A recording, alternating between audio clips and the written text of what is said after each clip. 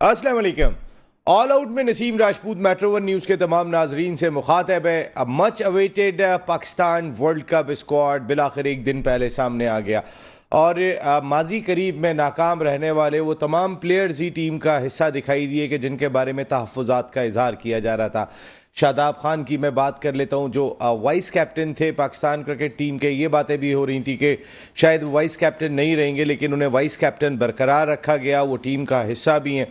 इसी तरह फ़खर जमान जो रिसेंट पास्ट में बिल्कुल परफॉर्म नहीं कर पा रहे थे, वो भी पाकिस्तान टीम का हिस्सा दिखाई दिए।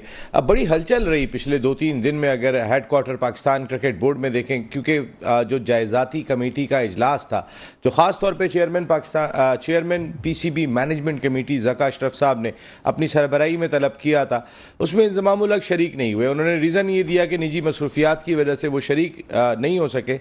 लेकिन उस इजलास के फौरी बाद टेक्निकल कमेटी के रुकन मोहम्मद हफीज़ मुस्ताफ़ी हो गए। जो इत्तलात सामने आई, मैं सुन रहा था मैनेजमेंट कमेटी के सरबरा ज़का अशरफ साहब को एक चैनल पे जब वो गुफ्तगू कर रहे थे, जिसमें उन्होंने ये बात कही कि मिसबाउल हक और हफीज़ एक डिफरेंट राय रखते थे और कहीं ना कहीं कुछ रिप्लेसमेंट के हवाले से बेहतर उनके पास उम्मीदवार भी दिखाई दे रहे थे। लेकिन बाबर आजम और इंज़मामुल हक का कहना यह था कि बहुत ज़्यादा छेड़छाड़ करना वर्ल्ड कप से पहले पाकिस्तान क्रिकेट के लिए नुकसानदेह होगा। तो और इसी तरीके की बात उन्होंने मिकी आर्थर के लिए भी कही कि उन्होंने भी यही कहा कि बहुत ज़्यादा छेड़छाड़ से गुरेज किया जाए तो बेहतर होगा।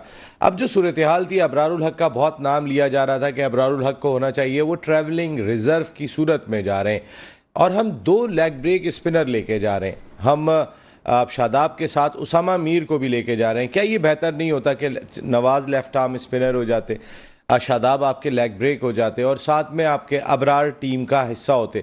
हमने क्या चेंज करके दिखाया? हमने क्या किस चीज़ से कोई इम्पैक्ट डालने की कोशिश की अपनी स्क्वाड के थ्रू, अपनी टीम के थ्रू वर्ल्ड क्रिकेट पे कोई इम्पैक्ट डाला कि हम यहाँ नाकाम हुए तो अब देखो हम ये नए हथियार लेके आ रहे हैं?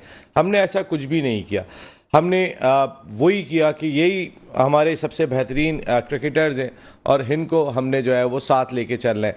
आप टेक्निकल कमेटी से मोहम्मद हफीज़ का इस्तीफ़ा कहीं ना कहीं बहुत सारे सवालात जन्म देता है। वो बहुत सारी चीज़ें जो है वो खुल के सामने आ जाती हैं कि ऐसा लगता है हफीज़ जो एजाज़ी तौर पे काम कर रहे थे टेक्निकल कमेटी के मेंबर मिसबाउल हक की सरबराही में, उन्होंने इस्तीफ़ा क्यों दिया?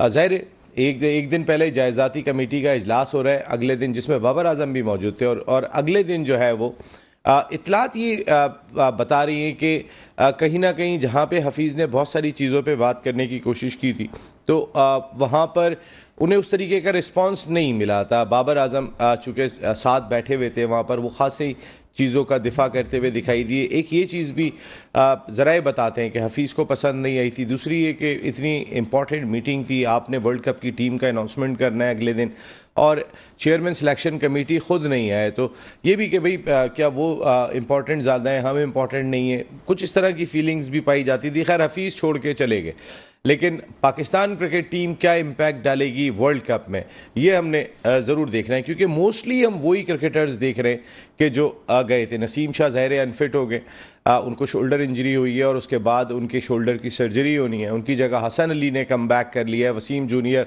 ऑलरेडी टीम का हिस्सा थे। फ़हीम अशरफ टीम से ड्रॉप हो गए। नवाज़ अपनी जगह पे मौजूद हैं। इफ्तिखार, सलमान अली आगा, फ़खर, इमाम, सऊद शकील टीम का हिस्सा है। तो ये टीम एक combine effort Pakistan cricket board की जानिब से दिखाई दिया। हमारे ज़बरदस्त किस्म के क्रिकेट एनालिस्ट इस बारे में, अपनी टीम के बारे में क्या कहते हैं, क्या एक्सपेक्टेशन रखते हैं अपनी टीम से।